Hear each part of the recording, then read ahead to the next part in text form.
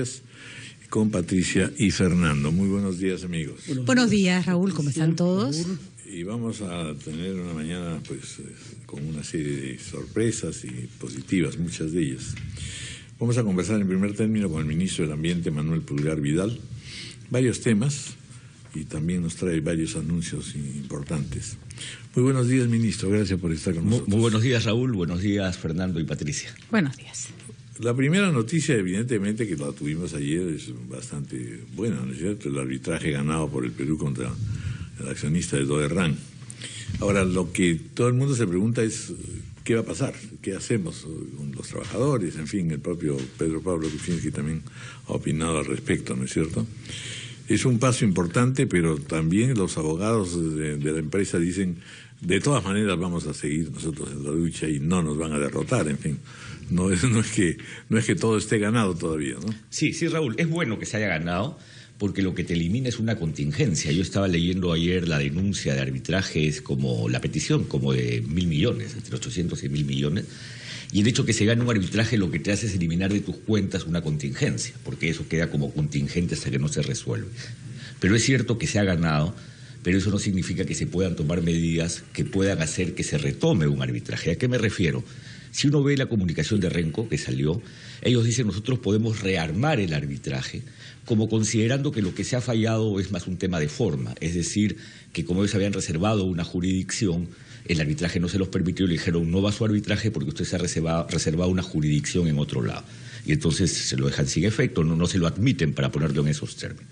Pero efectivamente eso no significa que nosotros podamos cambiar las reglas de manera tal que Renco termine teniendo razón, porque hay que recordar, Raúl, que el arbitraje se plantea porque Renco señala que el Estado peruano le estableció una exigencia que no le permitió actuar y que era discrecional y arbitraria en relación a los otros, cosa que es falso.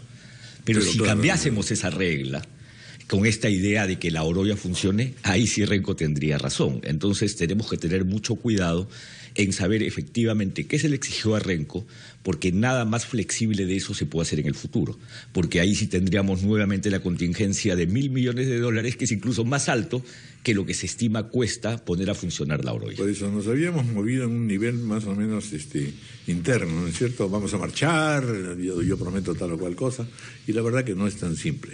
No es tan simple porque, como yo he señalado... Pero independientemente de lo jurídico y independientemente de la cuestión internacional, lo que está claro es que el desafío mayor está en qué hacemos con los trabajadores y los afectados directamente con la situación. Sí, yo creo, Raúl, que hay soluciones posibles. Por ejemplo, hay un mercado de ferritas, porque hay ferritas depositadas ahí, cuyo negocio permitía ir pagando, porque además no se está pagando la totalidad, qué pena, pero no se está pagando todo, pero las ferritas y su comercio permitían pagar. Hay que potenciar Cobriza, porque hay que recordar que Renco tenía dos operaciones, una mina llamada Cobriza y una fundición llamada La Oroya. Hay que potenciar Cobriza. Se puede prender los circuitos de plomo y zinc, y con esos 3 negocios o 4 con las ferritas se puede y se debiera capitalizar la empresa de manera tal que se pueda atender el circuito de cobre.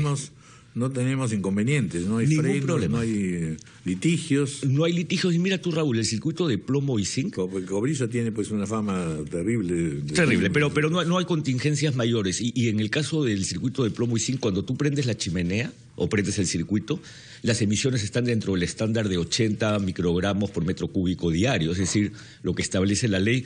Por ahí hay un pico que llegó a 89, pero está entre los niveles razonables. El problema es el circuito de cobre, y me parece bien, Raúl, que ayer el presidente Kuczynski haya señalado y reconocido que el problema es el circuito de cobre, porque ese es el circuito que nunca se modernizó, que nunca se le construyó la planta de ácido sulfúrico para capturar el dióxido de azufre que contamina a niveles exageradísimos.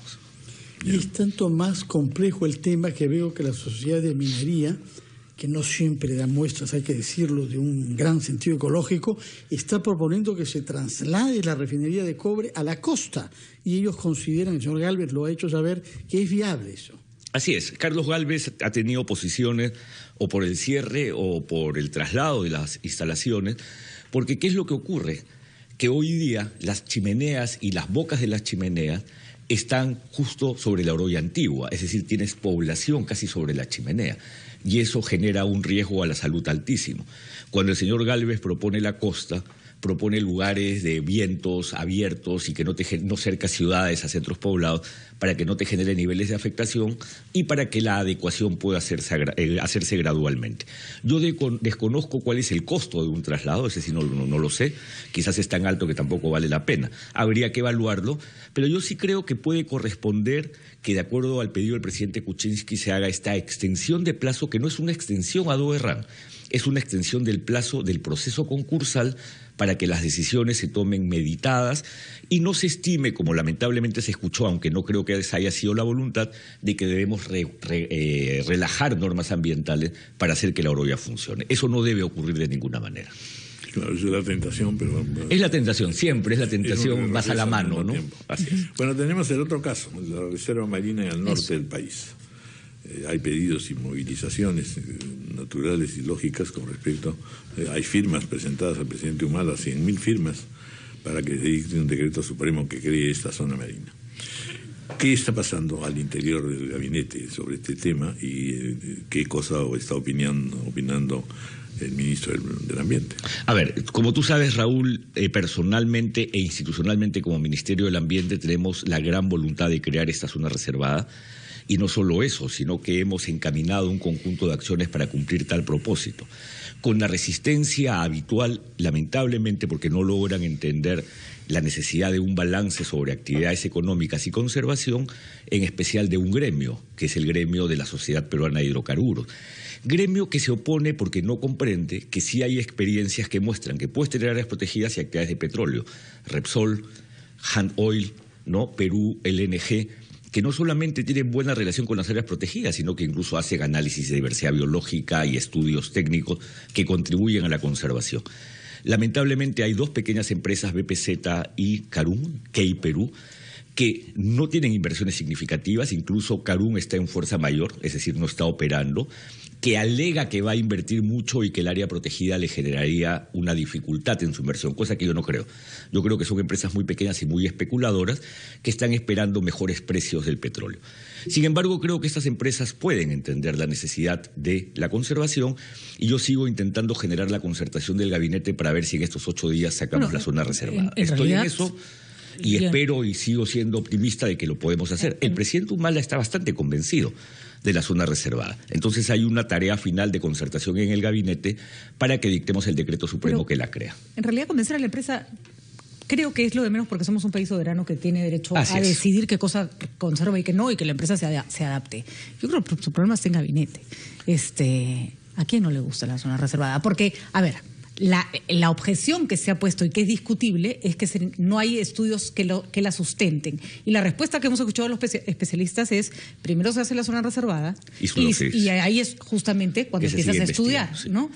Bueno, tú sabes, Patricia, que en relación a las internas, como dicen los argentinos del gabinete, soy una tumba, ¿no? Como corresponde en la política. Pero, de hecho, estoy en ese proceso de concertación y confiado que se puede lograr. Sabíamos a quién no le gustaba la Sierra del Divisor, ¿no? Ahí así que sospechamos que va por la misma línea la negativa. Pero en realidad, ¿es algo que tendrían que dejar ustedes listos o es algo que... lo van a dejar que lo resuelva el próximo gobierno? No, yo espero que lo dejemos listo. Hemos hecho toda la tarea y a veces vale la pena la cereza y es el cierre y la formalización. Y como te digo, porque esto sí lo digo con absoluta transparencia, el presidente Humala, con el que he conversado más de una vez sobre el tema, me dice, yo estoy convencido, me gustaría que esto se haga. Entonces hay que culminar el proceso de concertación del gabinete, porque en el gabinete todo se hace por unanimidad. Ya Sociedad Nacional de Pesquería dijo que les parece bien, Hay una carta. Así es, hay una carta apoyándolo, ¿no? Vamos a hacer una pausa, 8:17.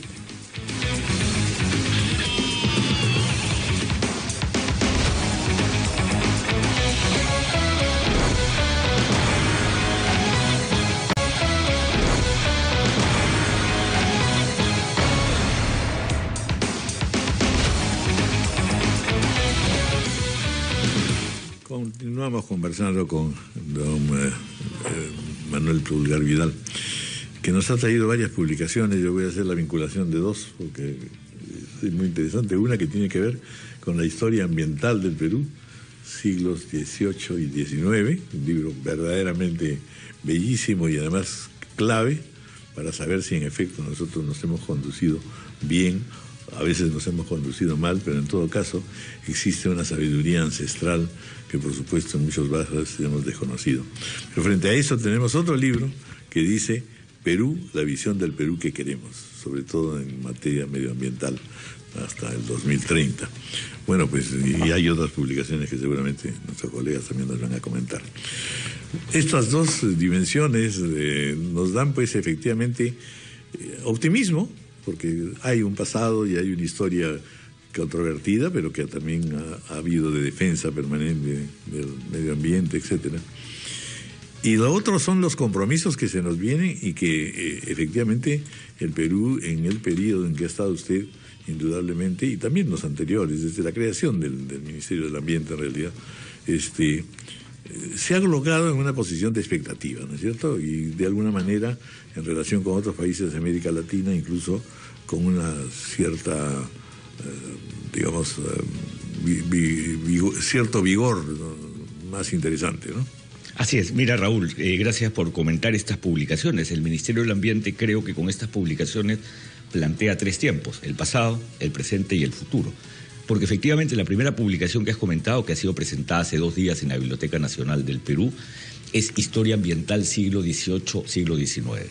La obra es un lujo. Realmente qué bien que por primera vez en el Perú podamos documentar y registrar lo que ha sido la historia de lo ambiental. Y tiene datos geniales, por ejemplo, la expedición que fruto de las reformas borbónicas, esta famosa expedición de la Condamine, ¿no?, en más o menos 1705, 1707, o la expedición de Humboldt, ya el siglo siguiente, o la relación del Perú con la minería. Pocos oyentes o televidentes probablemente sepan que en el Perú las primeras operaciones mineras de la colonia, la famosa mina Santa Bárbara, es del siglo XVI, pero más interesante aún, que los yacimientos de Cerro de Pasco y Hualgayoc en Cajamarca son del siglo XVIII. Hualgayoc empezó el año 1771.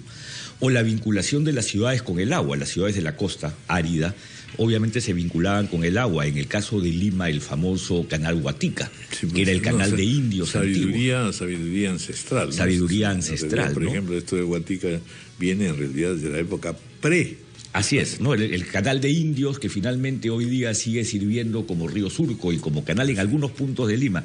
En la gran mayoría de los casos se tapió, se cubrió y ya no siguió cumpliendo la función que tenía durante la colonia. Entonces, todos estos elementos, o la botánica, por ejemplo, mucho estamos olvidando en la historia del Perú ahora que estamos a punto de celebrar nuestro bicentenario y nuestro Día de la Independencia en pocos días. La quina y la quinina, el aporte del Perú con la quina, que además aparece en nuestro escudo nacional y que lamentablemente muchos peruanos creen que es la quinoa, y ahí hay una confusión, ¿no?, terminológica, pero la quina ha sido fundamental. Y además grandes figuras, ¿no es cierto? Así científicos, es. Humboldt pues es un caso. Hipólito Unanue, ¿no? Entonces yo creo, Raúl, que este libro, que además está en redes sociales, es una joya, vale la pena ser leído. Y los siguientes libros son resultado de la colección Perú Compromiso Climático, que son 3. Uno se llama COP20, el espíritu de Lima que inspiró un acuerdo global y muestra cómo el Perú puede ser líder. El segundo es Cambio Climático para Principiantes, y lo queremos sacar como encartes en diarios, en el sentido de como fichas para que los chicos aprendan. Tiene mucha infografía. Y el tercero que tú... Es preciosa edición. Es lindísima edición, sí. Y el tercero que es el que tú has comentado, es la mirada del Perú al 2030, ese Perú sostenible, desarrollado, bajo en carbono, adaptado a las consecuencias del cambio climático, que tiene una sociedad más integrada, más consciente, más responsable, y que tiene nuevas tecnologías y que innova. Entonces es interesante porque tiene un corolario que es como cerrar los ojos e imaginarnos el 2030, que hicimos la tarea, que estamos relatando a ese Perú sostenible que todos buscamos. Entonces creo que esa publicación... Es un conocimiento que todavía tiene que ser divulgado y esclarecido y convencer a la población en todos los términos. En todos los términos, además por su complejidad, a veces genera ciertas dificultades de entendimiento. Por lo tanto, la idea de estas publicaciones, su difusión por redes, es que generen mayor conciencia y que el 2030 podamos celebrar que obtuvimos aquello que nos planteamos como meta, que es este desarrollo sostenible para los peruanos. Y esto tiene, Raúl, una lógica de Estado, ¿no? Porque yo siempre he creído que está bien que los gobiernos sean temporales, pero el Estado es único y permanente y sirve a la sociedad. Y uno como ministro tiene que construir para que el siguiente siga construyendo y el subsiguiente lo haga sobre el anterior. Creo que eso es fundamental. El día que seamos conscientes de ello, vamos a tener situaciones como la de Bélgica, que tuvo un año sin gobierno, pero el Estado operaba eficientemente. De eso se trata, dejar esta documentación. Y obviamente yo quiero aprovechar también para agradecer que todo este compromiso climático tuvo un gran respaldo del gobierno. El presidente de la República se comprometió con esta tarea climática del Perú y hoy día nos deja con mucho liderazgo para el futuro. Yo quiero felicitarlo también por este libro, que es una gran belleza, incluso plástica, porque hay una cantidad de imágenes, grabados, que no se conocían, me parece, o que no habían sido difundidos, pero hay también muchos datos económicos originales. Y si bien es cierto que tenemos una sabiduría ancestral en el manejo de nuestros ecosistemas, también hemos cometido errores graves de los que tenemos que aprender. Por eso, como dice usted, hay esa perspectiva del futuro. Y un dato que leo ahí que yo no conocía es la tabla de las exportaciones peruanas en el siglo XVIII y XIX de esperma de ballena. Esto es un producto biológico que no conocía, que nos había dado riqueza. Éramos una potencia mundial en este tema hasta que acabamos con la especie. Y naturalmente cuando se acabó con las ballenas productivas, digamos, en nuestro mar, significativa cantidad, se acabó la exportación. De manera que acá tenemos un ejemplo interesante de cómo el interés de quienes explotan los recursos naturales es mantener el equilibrio ecológico, porque cuando uno mata a la gallina de los huevos de oro, ya no tiene después oro. Así es, y esto se vincula, Fernando, a lo que es la realidad del país. Por eso este libro es tan importante, de la historia ambiental. Nuestra relación con los recursos naturales ha marcado nuestra evolución o involución política, lamentablemente. Si tú piensas en el salitre, entonces de inmediato piensas en una guerra. O sea, el salitre nos condujo a una guerra. Si tú piensas en el guano, te asocias con el endeudamiento, el contrato de Dreyfus. Si tú piensas en el caucho, te das cuenta que esclavizaste y diezmaste a poblaciones. Y si piensas en el petróleo y el oleoducto norperuano en los 70, ahí vino nuestro gran endeudamiento con Japón. Y si piensas en el petróleo del norte del Perú, está el caso de la IPC e incluso un golpe de Estado del 68. No sé cuál haya sido el resultado de la pérdida de la especie y la pérdida de la exportación de esperma de ballena. Habría que asociarlo a ver qué pasó políticamente en esa época. Pero si los peruanos hacemos la vinculación recursos naturales, ambiente y vida política y económica del Perú, aprenderemos a no cometer más errores de esta naturaleza como hemos tenido tantos en el pasado. Solamente suministradores de materiales y materia prima, ¿no es cierto? Bueno, vamos a hacer una pausa para hablar solamente ya sobre qué cosa es el InfoAire y qué cosa es Inca. Nos lo va a contar. 8:27.